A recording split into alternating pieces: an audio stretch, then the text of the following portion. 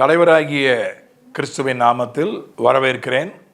தலைவனின் துணி நிகழ்ச்சிக்கு இறையியல் பாடங்களை கற்று வருகிறோம். மிஷனரி பணியை பற்றி கடந்த 2 நிகழ்ச்சிகளில் கற்றோம். 3ஆவதாக இன்றைக்கும் அதை தொடர்கிறோம். ஒரு மிஷனரி யார், அவன் எப்படி ஊழியம் செய்ய வேண்டும் என்பதை நாம் தொடர்ந்து கற்று வருகிறோம். யார் என்பதை முடித்து விட்டோம், எப்படி ஊழியம் செய்ய வேண்டும் என்று தொடர்கிறோம்.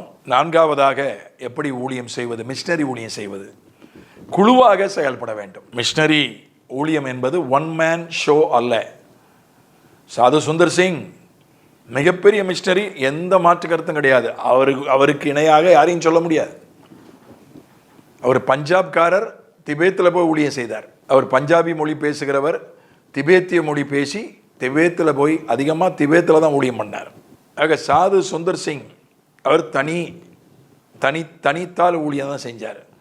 அது ஒரு விதிவிலக்கு. அவர் எழுதின புத்தகங்கள் தான் இன்னைக்கு அநேகருக்கு ஆசீர்வாதமாக இருக்குது, அநேகருக்கு பாடங்களாக இருக்குது. அந்த புத்தகம் மட்டும் அவர் எழுதாமல் போயிருந்தார்னா சாது சுந்தர் சிங்னு அவரை பற்றி ஒன்றுமே தெரியாமல் போயிருக்கு. அவர் ஒரு குழுவாக ஊழியம் செய்யலை. அவர் எந்த ஒரு சபையும் ஆரம்பிக்கலை, எந்த ஒரு ஸ்தாபனமும் ஆரம்பிக்கலை, ஒரு ஆசிரமம் கூட ஆரம்பிக்கலை. அவருக்கு நேரடி சீடர்கள் கிடையாது. இதெல்லாம் சாது சுந்தர் சிங்குடைய வாழ்க்கையில் அது அதாவது விதி விலக்குகள் விதி ஆகாது. அவர் விதி விலக்கு. அவருக்கு நேரடி சீடர்கள் வைத்துக் கொள்ளவில்லை, குழுவை உருவாக்கவில்லை, ஸ்தாபனத்தை உருவாக்கவில்லை, சபையை உருவாக்கவில்லை. நல்ல வேளையாக அவர் எழுதி வைத்தார், புத்தகங்களை எழுதினார். அது இல்லைன்னா ரொம்ப கஷ்டம். அதுதான் நமக்கு பெரிய தூண்டுகோலாக இருக்குது. சாது சுந்தர் சிங்குக்கு இணையாக யாரையும் சொல்ல முடியாது. இந்தியாவில் யாரையும் சொல்ல முடியாது, ஈடு இணையற்றவர். ஆனால் அவர் குழுவாக செயல்பட்டிருந்தால், நேரடி சீடர்களை உருவாக்கி இருந்தால், ஸ்தாபனத்தை சபைகளை உருவாக்கி இருந்தால் இன்னும் பெரிய ஒரு தாக்கம், பாதிப்பு இந்தியாவில் திபேத்தில் ஏற்பட்டிருக்கும். அவர் அதை செய்யாமல் போனது ஒரு பெரிய பலவீனம்தான். அதனால நாம் ஒரு குழுவாக செயல்பட தான் கர்த்தர் நம்மை அழைச்சிருக்கிறார். இயேசுநாதர் எங்கேயாவது தனியாக போனாரா? பிதாவோடு தனித்திருந்தார். வேற எங்கே போனாலும் கூட ஒரு 3 பேரையாவது கூட்டு போனார். கெத்செமனேக்கு 3 பேரை கூட்டு போனார். மருவமலைக்கு 3 பேரை கூட்டு போனார். செத்து போன சிறுமியை உயிரோடு எழுப்ப 3 பேரை கூட்டு போனார். அனுப்பும்போது 2 பேராக அனுப்பினார். 12 பேரையும் 2 பேரை அனுப்பினார். 70 பேரையும் 2 பேரை அனுப்பினார். யாரையும் தனியாக அனுப்பலை. புதிய ஏற்பாட்டு ஊழியம் குழு ஊழியம். அதுவும் முக்கியமாக மிஷனரி ஊழியம் குழுவாக தான் ஊழியம் செய்யணும். கணவனும் மனைவியும்னா அது ஒரு குழு தான். கணவனும் மனைவியும் குடும்பம் மட்டுமல்ல, அவர்கள் ஒரு குழுவாக, அவர் 2 பேரும் சேர்ந்து ஒரு குழு, 2 பேரும் சேர்ந்து ஜெபம் பண்ணி சேர்ந்து ஊழியம் செய்யணும். அப்போஸ்தலர் 13:5 முதல்ல மிஷனரி பணிக்கு போகிறாங்க. சாலமை பட்டணத்தில் வந்தபோது அவர்கள் யூதருடைய ஜெப ஆலயங்களில் தேவ வசனத்தை பிரசங்கித்தார்கள். யோவானும் அவர்களுக்கு உதவிக்காரனாய். அவர்கள்னு சொல்லப்பட்டிருப்பது யாருன்னு கேட்டால் பவுலும் பர்னபாவும்.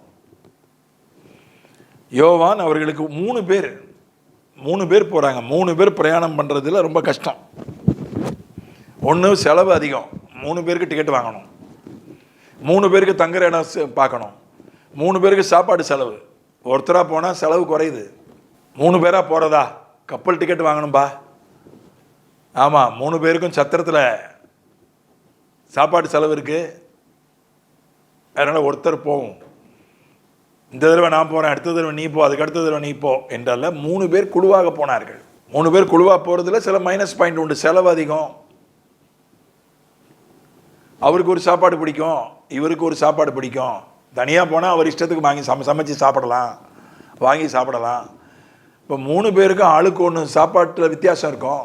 3 பேர் தனியாக படுத்தா நிம்மதியாக ரூமில் லாட்ஜில் நிம்மதியாக படுத்து தூங்கலாம், வீட்டில் தனி ரூமில் நிம்மதியாக தூங்கலாம்.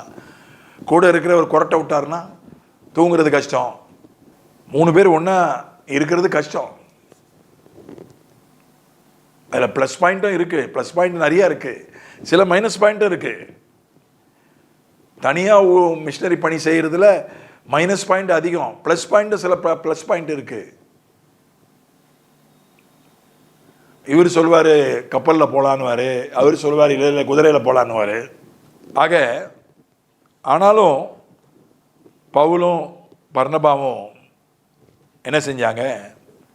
ஒன்றா ஊழியம் செஞ்சாங்க. அதே மாதிரி 1 தெசலோனிக்கேயர் 1:1 பாருங்கள், ஒரு நிருபத்தை 3 பேர் சேர்ந்து எழுதியிருக்கிறாங்க. அவர் பவுல் எழுதினது தான், ஆனாலும் மற்ற 2 பேருடைய ஒருத்தர் பவுல் சொல்ல டிக்டேட் பண்ண எழுதியிருக்கலாம். 1 தெசலோனிக்கேயர் 1:1 பவுலும் சில்வானும் தீமத்தேயுவும் பிதாவாகிய தேவனுக்குள்ளும் கர்த்தராகிய இயேசு கிறிஸ்துக்குள்ளும் இருக்கிற தெசலோனிக்கேயர் சபைக்கு எழுதுகிறதாவது. பவுல் எழுதிய நிருபம் தான் தலைப்பில் போட்டிருக்கு, 1 தெசலோனிக்கேயர். ஆனால் அதனுடைய முதல் வசனம் சொல்லுது பவுலும் சில்வானும் தீமத்தேயும் எழுதுகிறதாவது, தெசலோனிக்கேயர் சபைக்கு எழுதுகிறதாவது. 3 பேர் சேர்ந்து ஒரு லெட்டர் எழுத முடியுமாயா? எழுத முடியும். நான் ஒரு பிரபலமான மிஷினரி பத்திரிகையில் என்னை எழுத கேட்டுக்கொண்டார்கள். நான் அதனுடைய தலையங்கம், மிக பிரபலமான மிஷினரி பத்திரிகை, மிக பிரபலமான ஒரு மிஷினரியும் அதை விட மிக பிரபலமானவர். அவர் என்னை ஒரு மாத தலையங்கம் எழுத கேட்டுக்கொண்டார்.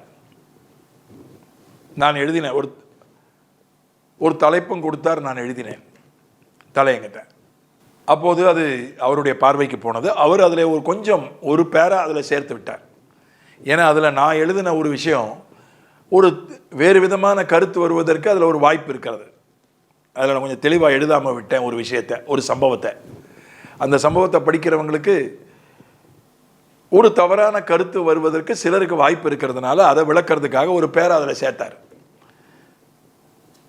சில நேரங்களில் நான் எழுதுகிற தலையங்கம் அவர் பேர்லேயே வரும். எழுதுறதுன்னா அவர் சொல்லுவார் என்ன எழுதணும்னு, தலைப்பு அதனுடைய உபதலைப்புகள் கொடுப்பாரு. நான் அதை விரிவாக்கி எழுதுவேன். சில நேரம் நீயே எழுதுனுவார். பெரும்பாலும் சில நேரங்களில் அவர் பேர் வரும், சில நேரங்களில் அது ஊடகத்துறை அப்படின்னு பேர் வரும். அந்த முறை ஜேம்ஸ் குடும்பத்தினர் அப்படின்னு பேர் வந்துடுச்சு. ஏன்னா நான் அதை எழுதியிருக்கிறேன், அவரும் கொஞ்சம் அதில் சேர்த்துருக்கிறார். 2 பேரும் சேர்ந்து எழுதியிருக்கிறோம் ஒரு தலையங்கத்தை. அதனால் கீழே குடும்பத்தினர், ஊழிய குடும்பத்தினர்னு பேர் வந்துச்சு. எழுதலாம், ஏன் எழுத முடியாது? அது படித்து பார்த்தீங்கன்னா ரொம்ப சிறப்பாக இருக்கும். அவ்வளோ பெரிய தேவ மனிதனோடு சேர்ந்து ஒரு தலையங்கம் எழுதுனது எனக்கு கிடைச்ச பாக்கியம். சேர்ந்து எழுதலாம். 3 பேர் சேர்ந்து எழுதுனது தான் 1 தெசலோனிக்கேயர். பவுலு சில்வான் தீமத்தேயும் 3 பேர் சேர்ந்து எழுதினது. பவுல் அந்த குழுவுக்கு தலைவன் என்பதனால பவுலின் நிருபம்னு சொல்லிட்டாங்க, அவ்வளோதான். அதனால குழுவாக செயல்படுவது ரொம்ப நல்லது. தனியாக போய் ஊழியம் செய்வது தப்பு இல்லை. ஆனால் அது அவ்வளவு சிறந்த காரியம் இல்லை. பவுலும் பர்னபாவும் பிரிஞ்சிடுறாங்க. அப்போஸ்தலர் 15 பார்க்குறோம். மார்க்கு 3 பேர் போகிறாங்க. பவுல், பர்னபா, மார்க்கு 3 பேர் மிஷினரியாக போகிறாங்க, மிஷினரி ஊழியத்துக்கு. அதில் மார்க்கு பாதியிலே வந்துடுறான். என்ன காரணம்னு தெரில. ஒருவேளை உடம்பு சரியில்லையா, சீதோஷ்ணம் ஒத்துக்கலையா, சாப்பாடு ஒத்துக்கலையா, பிரயாணம் ஒத்துக்கலையா, பாதியிலே வந்துட்டான். இப்போ 2 பேர் தான், பவுலும் பர்னபாவும் தான் இருக்காங்க. இப்போ 2 பேருக்குள்ள கருத்து வேறுபாடு பிரிஞ்சிடுறாங்க. அப்போஸ்தலர் 15 39 இதை பற்றி அவர்களுக்குள்ளே கடும் கோபம் மூண்டபடியினால் அவர்கள் ஒருவரை விட்டு ஒருவர் பிரிந்தார்கள். பர்னபா மார்க்குவை கூட்டிக் கொண்டு கப்பல் ஏறி சீப்புரு தீவுக்கு போனான். பவுலோ சீலாவை தெரிந்து கொண்டு சகோதரராலே தேவனுடைய கிருபைக்கு ஒப்புவிக்கப்பட்டு புறப்பட்டு சீரியாவிலும் சிலிசியாவிலும் திரிந்து சபைகளை தடப்படுத்தினான். பர்னபா யாருன்னு கேட்டா, பவுலுக்கு ஞான தகப்பன், ஆவிக்குரிய தகப்பன். பவுலை உருவாக்கினவே பர்னபா தான். பவுலுக்கு ஞானஸ்தானம் கொடுத்து பரிசுத்த ஆவிக்குள்ள நடத்தி தெய்வீக சுகத்துக்குள்ள நடத்தினது மட்டும்தான் அப்போஸ்தலர் 9 அதிகாரத்தில் அனனியா என்கிற ஒரு மனிதன் தான் பவுலுக்கு அந்த அடிப்படை ஞானசானம், அபிஷேகம், தெய்வீக சுகம் இந்த 3க்குள்ளே நடத்தி தீர்க்க தரிசனம் சொன்னவன், உனக்கு ஊழிய அடைப்பு இருக்குப்பா அப்படின்னு சொன்னவன், அஸ்திபாரம் போட்டவன் அவன் தான். அஸ்திபாரம் அனனியா, கட்டடம் முழுசையும் பவுல் என்கிற கட்டடத்தை கட்டி எழுப்புனது பர்னபா. பவுலை எவனும் நம்பலை, இவன் உளவாளி நடிக்கிறான், உள்ளுக்குள்ளே உளவு வேலை பார்ப்பான், நம்பலை எவனும். இவன் ரசிக்கப்படுறதாவது, இவனாவது ரசிக்கப்படுறதாவது நம்பலை. பர்னபா தான் போய் எடுத்து சொல்லி உண்மையிலே பவுல் ரட்சிக்கப்பட்டான் நம்புங்கன்னு நம்ப வச்சது. பவுல் ஒரு தீவிரவாதி, தடாபுடால்னு பேசுவான், போகிற இடத்துலலாம் வெட்டு குத்து வர்ற மாதிரி நிலைமை. ரட்சிக்கப்பட்டவன பிரசங்கம் பண்ண ஆரம்பிச்சிட்டான், தடாபுடால்னு பிரசங்கம் பண்ணி வெட்டு குத்து வரக்கூடிய நிலைமை. எப்பா பவுலை ஒண்டி கூப்பிடாதீங்கப்பா, பவுலை கூப்பிட்டாலே பெரிய பிரச்சனை வரும்னு சொல்லிட்டாங்க. வீட்டில் சும்மா உட்காந்துருக்கிறான் தர்சு பட்டணத்தில்.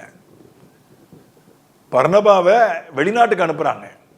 எருசலேம் சபையார் அப்போஸ்தலர்கள் வெளிநாட்டுக்கு அந்தியோகியாவுக்கு அனுப்புகிறாங்க பர்னபாவை. 1 வருஷம் போய் பர்னபா அங்கே ஊழியம் செஞ்சுட்டு, பவுல் கூட இருந்தால் நல்லா இருக்குமே, அங்கே ஏற்கனவே ஊழியக்காரங்க இருக்காங்க, அவர்களோடு சேர்ந்து ஊழியம் பண்ண தான் பர்னபாவை அனுப்புனாங்க.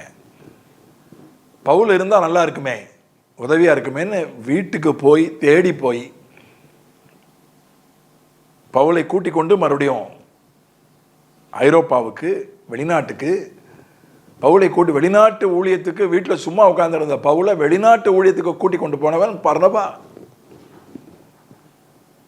அந்த பர்னபாவையும் பவுலையும் தான் ஆண்டவர் தனியாக மிஷினரி பணிக்கு பிரித்தார். கர்த்தர் 2 பேரையும் மற்றவங்களை விட்டு பிரித்தார், 2 பேரையும் ஒன்றா சேர்த்தார்.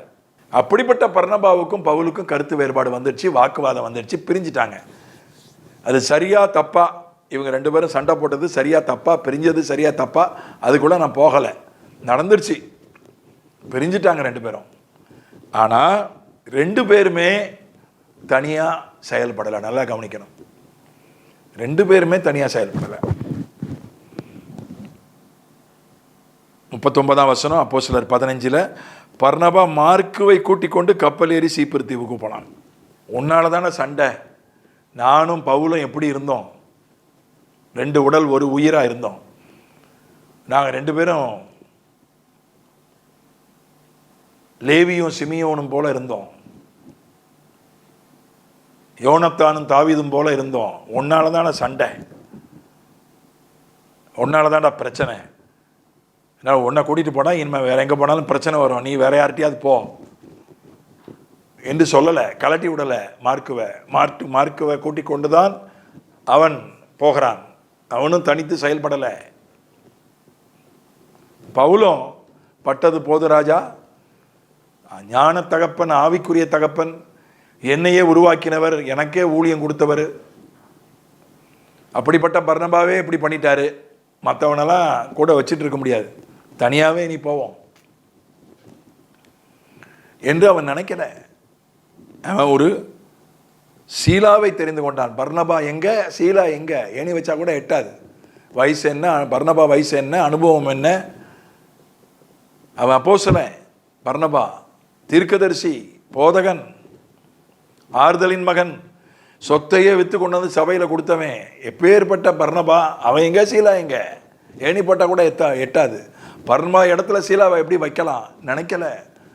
தனித்து இயங்குவதை விட, தனித்து மிஷினரி பணி செய்வதை விட ஒருத்தர் கூட இருக்கிறது நல்லது. ஒருவராய் ஊழியம் செய்வதை விட திருமணமாகி மனைவியோடு சேர்ந்து 2 பேராக ஊழியம் செய்யலாம். ஒரு குடும்பமாய் ஊழியம் செய்வதை விட 2 குடும்பமாக ஊழியம் செய்யலாம், அது நல்லது, மிஷினரி பணிக்கு நல்லது. 5வதாக எப்படி மிஷினரி பணி செய்வது, தாய் சபையோடு அல்லது தாய் குழுவோடு தொடர்பில் இருக்க வேண்டும், விட்டுறக்கூடாது அந்த தொடர்பை. இப்போ ஒரு சபையிலிருந்து ஒருத்தர் மிஷினரியாக அனுப்புகிறாங்க, ஒரு சபையில் ஒருத்தர் இருக்கார், ஊழியக்காரராவோ விசுவாசியாவோ இருக்கார், அவர் மிஷினரியாக புறப்பட்டு போகிறாரு, அங்கே அவர் நல்லா ஆசீர்வதிக்கப்படுறாரு, உயர்த்தப்படுறாரு. இந்த தாய் சபையை மறந்துடக்கூடாது.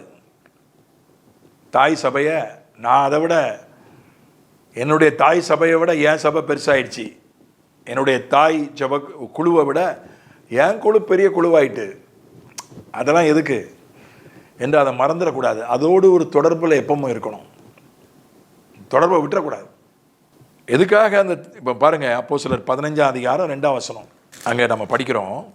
அதனாலே அவர்கள் பவுல் பர்னபா என்பவர்களுக்கும் அதனாலே அவர்களுக்கும் பவுல் பர்னபா என்பவர்களுக்கும் மிகுந்த வாக்குவாதமும் தர்க்கமும் உண்டான போது அந்த விஷயத்தின் நிமித்தம் பவுலும் பர்னபாவும் அவர்களை சேர்ந்த வேறு சிலரும் எருசலேமில் இருக்கிற அப்போஸ்தலரிடத்திற்கும் மூப்பரிடத்திற்கும் போக வேண்டும் என்று தீர்மானித்தார்கள். இப்போ ஒரு பிரச்சனை, சபையில் ஒரு பிரச்சனை, வெளியூர்லேருந்து சில பிரசங்கியார்கள் வந்தாங்க, தப்பாக பிரசங்கம் பண்ணிட்டாங்க, குழப்பிட்டாங்க. அதனால தான் பிரசங்கியார்களை பார்த்து விடணும். எவன் ஃபேமஸாக இருக்கான்னு பார்த்து விட்டுறக்கூடாது. எவனுக்கு வியூஸ் நிறையா இருக்குது, லைக்ஸ் எவனுக்கு அதிகமாக இருக்குது அப்படின்னு பார்த்து விட்டுறக்கூடாது. அவன் என்ன உபதேசம் பண்ணுறான்னு தெரிஞ்சுக்கிட்டு விடணும். பிரசங்கியாரை விட்டாங்க. எருசலேம்லேருந்து வந்திருக்கிறாங்கன்னு, ஆஹா ஐயோ எருசலேம்லேருந்து வந்திருக்காங்கய்யா, ஆஹா ஓஹோன்னு பிரசங்கியாரை விட்டாங்க. அவன் தப்பாக பிரசங்கம் பண்ணி குழப்பிட்டான். இப்போ சபையில் குழப்பம், உபதேச குழப்பம். இப்போ அதை தீக்கணும். இப்போ தீக்கிறதுக்கு எங்கே போகிறாங்க? தாய் சபைக்கு போகிறாங்க, எருசலேம் சபைக்கு போகிறாங்க. எருசலேமில் இருக்கிற ஊழியக்காரர் இடத்துல போகிறாங்க. தாய் சபை அல்லது தாய் ஜெபக்குழு பிரச்சனைகளை தீர்ப்பதற்கு நிச்சயமாக உதவி செய்யும். பிரச்சனைகள் வரும்போது நிச்சயமாக அவர்களை தொடர்பு கொள்ள வேண்டும். ஜெபிப்பாங்க, ஒன்றும் முடியாட்டா கூட ஜெபிப்பாங்க. ஒரு பிரச்சனை, ஊழியத்தில் ஒரு பிரச்சனை, குடும்பத்தில் ஒரு பிரச்சனை, வாழ்க்கையில் ஒரு பிரச்சனை, அவங்க ஜெபிப்பாங்க, ஆலோசனை சொல்லுவாங்க, உதவி செய்வாங்க. இப்போ பேதுருவை விட பவுல் பெரிய ஊழியக்காரன் ஆயிட்டான். எருசலேம் சபையை விட இப்போ பவுல் ஊழியம் பெரிய ஊழியம் ஆயிடுச்சு. ஆனாலும் பர்னபா பவுல் ஊழியம் பெரிய ஊழியம் ஆயிடுச்சு. ஆனாலும் பிரச்சனை வந்தபோது அவ்வளோ தூரம் அது ஐரோப்பா கண்டம். பவுல் இருக்கிறது ஐரோப்பா கண்டம், பேதுரு இருக்கிறது ஆசியா கண்டம். பவுல் இருக்கிறது வெள்ளைக்காரங்க நாடு, பேதுரு இருக்கிறது ஆசியாக்காரங்க நாடு, யூதர்கள் நாடு. ஆனாலும் அவ்வளோ தூரம் கப்பலில் பிரயாணம் பண்ணி வந்து இந்த மாதிரி பிரச்சனை, உங்கள் ஊர்லேருந்து வந்த பிரசங்கியார்கள் தான் தப்பாக பிரசங்கம் பண்ணி குழப்பம் ஏற்பட்டுச்சு, தீருங்க என்று அங்கே ஒரு கூட்டம் கூட்டப்படுகிறது. அடுத்ததா எதுக்காக நம்ம தாய் குழுவோட தாய் சபையோட தொடர்பில் இருக்கணும்னா, நாம் ஒரு கணக்கு ஒப்புவித்தல் நிச்சயமாக தேவை. யாருக்காவது நம்ம பதில் சொல்லணும்ல. ஏன்னா யாருக்கும் நான் பதில் சொல்ல வேண்டியதில்லைன்னா அது நல்லதில்லை. என்னை யாரும் கணக்கு கேட்க முடியாதுன்னு ஒருத்தர் நினச்சானா அது நல்லதில்லை. அவனுக்கு நல்லதில்லை, முதல்ல அவனுக்கு நல்லதில்லை, அவன் ஊழியத்துக்கும் நல்லதில்லை. எவனுக்கும் நான் பதில் சொல்ல வேண்டியதில்லை அப்படின்னு ஒருத்தர் நினச்சானா, அதுவும் ஒரு ஊழியக்காரன் நினச்சிட்டானா அது அவனுக்கு நல்லதில்லை, அவன் ஊழியத்துக்கு நல்லதில்லை. இப்போ யாருக்காவது பதில் சொல்கிறதுக்கு கணக்கு கொடுக்கறதுக்கு நமக்கு ஒரு ஆள் தேவை. அது தாய் சபையாக தாய் குழுவாக இருந்தால் நல்லது. என்ன பண்ணான் அவன்? அப்போஸ்தலர் 15:12 அப்பொழுது கூடி வந்திருந்த யாவரும் அமைந்திருந்து பர்னபாவும் பவுலும் தங்களை கொண்டு தேவன் புறஜாதிகளுக்குள்ளே செய்த அடையாளங்கள் அற்புதங்கள் யாவையும் விவரித்து சொல்ல கேட்டார்கள். பவுலும் பர்னபாவும் என்ன பண்ணாங்க? எருசலேமில் இருக்கக்கூடிய எல்லா ஊழியக்காரங்களையும் ஒன்று கூட்டி, முக்கியமான விசுவாசிகளையெல்லாம் ஒன்று கூட்டி, தங்களை கொண்டு கர்த்தர் புறஜாதிகளுக்குள்ளே என்னென்ன செஞ்சாருன்னு விளக்கி சொன்னாங்க. Report. They reported to the Jerusalem church. அவங்க அறிக்கை சமர்ப்பித்தார்கள். சில நல்ல ஊழியக்காரங்களே சொல்லுவாங்க, நாங்கள் ரிப்போர்ட்டும் எழுத மாட்டோம், சப்போர்ட்டும் வாங்க மாட்டோம். நல்ல ஊழியக்காரங்க, அவங்க பற்றிலாம் சொல்கிறதுக்கு எனக்கு தகுதி கிடையாது. நாங்கள் யாருக்கும் ரிப்போர்ட்டும் எழுத மாட்டோம், சப்போர்ட்டும் வாங்க மாட்டோம். நம்ம சொல்லணும்ல,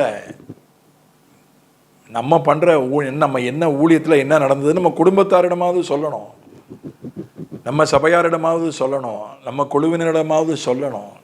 அப்போ தானே ஜெபம் பண்ணுவாங்க, அப்போ தானே துதிப்பாங்க, அப்போதனால் அவங்க ஈடுபடுவாங்க, உற்சாகம் அடைவாங்க. அவங்க விளக்கி சொன்னாங்க. தாய் சபையோடு, தாய் ஜப குழுவோடு நாம் ஏன் தொடர்பில் இருக்க வேண்டும், மிஷினரி ஏன் தொடர்பில் இருக்கணும்? பதில் சொல்றதுக்காக, கணக்கு கொடுக்கறதுக்காக, சாட்சிகளை பகிர்ந்து கொள்றதுக்காக. அதுக்கப்புறம் மூணாவதா அப்போஸ்தலர் 8:14 17 வரை, சமாரியர் தேவ வசனத்தை கொண்டதை எருசலேமில் உள்ள அப்போஸ்தலர்கள் கேள்விப்பட்டு பேதுருவையும் யோவானையும் அவர்களிடத்துக்கு அனுப்பினார்கள். இவர்கள் வந்தபோது அவர்களில் ஒருவனும் பரிசுத்த ஆவியை பெறாமல் கர்த்தராகிய இயேசுவின் நாமத்தினாலே ஞானஸ்நானத்தை மாத்திரம் பெற்றிருந்தவர்களாக கண்டு அவர்கள் பரிசுத்த ஆவியை பெற்றுக்கொள்ளும்படி அவர்களுக்காக ஜெபம் பண்ணி அவர்கள் மேல் கைகளை வைத்தார்கள். அப்பொழுது அவர்கள் பரிசுத்த ஆவியை பெற்றார்கள். இப்போ சமாரியா யூதர்கள் கிடையாதாங்க, சமாரியர்கள் தனி ஜாதி, தனி இனம், இனக்குழு. அவங்க நடுவில் போய் பிலிப்பு ஊழியம் செய்கிறான்.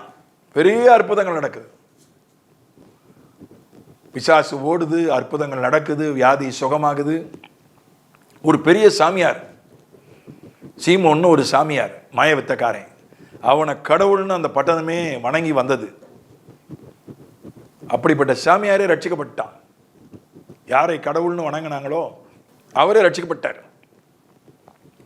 பேதுரு ஊழியத்தில் கூட நடந்ததில்லை, எருசலேமில் கூட நடந்ததில்லை, யோவான் ஊழியத்தில் நடந்ததில்லை, பிலிப்பு ஊழியத்தில் நடந்திருக்கு. இப்போ இந்த தகவலை பிலிப்பு வந்து எருசலேமுக்கு சொல்லி அனுப்புகிறான். இந்த மாதிரி சமாரியாவுக்கு வந்தேன், சுவிசேஷன் சொன்னேன், இந்த மாதிரிலாம் நடந்துச்சு, ஞானசானம்லாம் கொடுத்துட்டேன். அப்போ பேதுருவும் யோவானும் அங்கேருந்து வராங்க, தாய் சபையிலேருந்து வராங்க, தாய் குழு ஜபக்குழுவிலேருந்து வராங்க. வந்து எப்பா என்னெல்லாம் செஞ்சுருக்கீங்க, ஞானசானம் தான் கொடுத்துருக்கேன், சரி பரிசுத்த ஆவி கூட நடத்தலாம். அவங்க ஞானசானம் எடுத்தால் மட்டும் போதாது, பரிசுத்த ஆவியின் அபிஷேகத்தை பெறணும். பரிசுத்த ஆவிக்குள்ள அவர்களை நடத்துகிறாங்க. பேதுருவும் யோவானும் பரிசுத்த ஆவிக்குள்ள நடத்துகிறாங்க. அதில் ஒருத்தன் காசை கொடுத்து எனக்கு வர வேணும்னு கேட்குறான். அவனை கண்டிக்கிறாங்க, கடிந்து கொள்கிறாங்க. அந்த சாமியார், ரட்சிக்கப்பட்ட சாமியார், காசை கொடுத்து எனக்கும் இந்த வரம் வேணும்னு கேட்குறான். அவனை கண்டிக்கிறாங்க. அதோட பிலிப்பு நிறுத்தியிருந்தா பேதுருவும் தாய் சபையில் நடக்காத அற்புதம்லாம் என் ஊழியத்தில் நடந்துச்சு, என் தாய் சபையில் கூட இப்படிப்பட்ட சாமியார்லாம் ரட்சிக்கப்படலை, என் ஊழியத்தில் ஒரு பெரிய சாமியாரே ரட்சிக்கப்பட்டான், நான் ஏன் அவங்கள கூப்பிடணும்? இப்போ நான் அவங்க என்ன என் தாய் சபையில் இருந்தப்போ என்னை சாம்பார் ஊற்ற தானே வச்சாங்க, எனக்கு ஒரு பாட்டு கொடுத்தாங்களா? ஒரு சங்கீத தியானம் கூட கொடுக்கல, ஒரு பாட்டு பாட கூட சான்ஸ் கொடுக்கல, ஒரு பிரசங்கம் கூட கொடுக்கல, வீட்டு ஜெப கூட்டத்தில் கூட ஒரு பிரசங்கம் கொடுக்கல. சாம்பார் ஊற்றுறதுக்கு, பந்தி விசாரிப்பு செய்கிறதுக்கு தான் என்னை வச்சாங்க, அவங்கள ஏன் நான் கூப்பிடணும்? இது ஏன் ஊழியம் அப்படின்னு அவன் நினைக்கல. இது சமாரியா, இது பிலிப்புவின் ஊழியம். இப்போ நான் சுவிசேஷகர் ஆகிட்டேன், நான் முன்ன மாதிரி வாலண்டியர் கிடையாது, அஷர் கிடையாது, முன்ன மாதிரி தன்னார்வலர் கிடையாது, இப்போ நான் சுவிசேஷகன் ஆயிட்டேன் அப்படின்னு அவன் நினைக்கல. தாய் சபையினுடைய உதவி தேவை. அங்கே தகவல் அனுப்புகிறான், அவங்களாம் வராங்க, பரிசுத்த ஆவிக்குள்ள நடத்துகிறாங்க, தப்பான ஒரு அணுகுமுறையில் எண்ணத்தில் இருக்கிறவனை கண்டித்து திருத்துறாங்க. ஊழியத்தை மேம்படுத்துறதுக்கு தாய் சபையினுடைய தொடர்பு தேவை. ஊழியத்தை ஸ்திரப்படுத்த, சீர்படுத்த, மேம்படுத்த தாய் ஜபக்குழுடைய தொடர்பு தேவை. பிதாவே இயேசுவின் நாமத்தில் மிஷனரி பணியை குறித்து கற்றுக் கொடுத்ததற்காக ஸ்தோத்திரம்.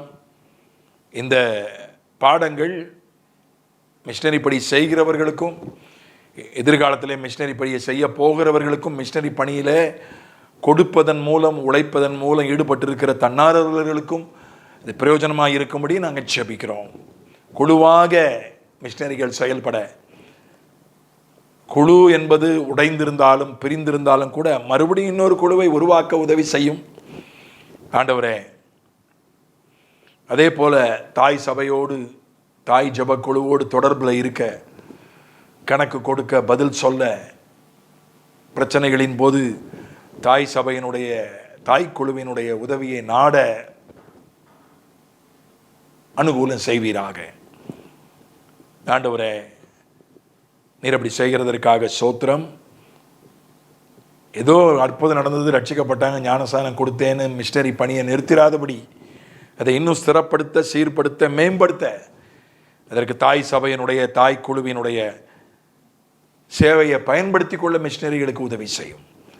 இயேசுவின் மூலம் பிதாவே, ஆமென்.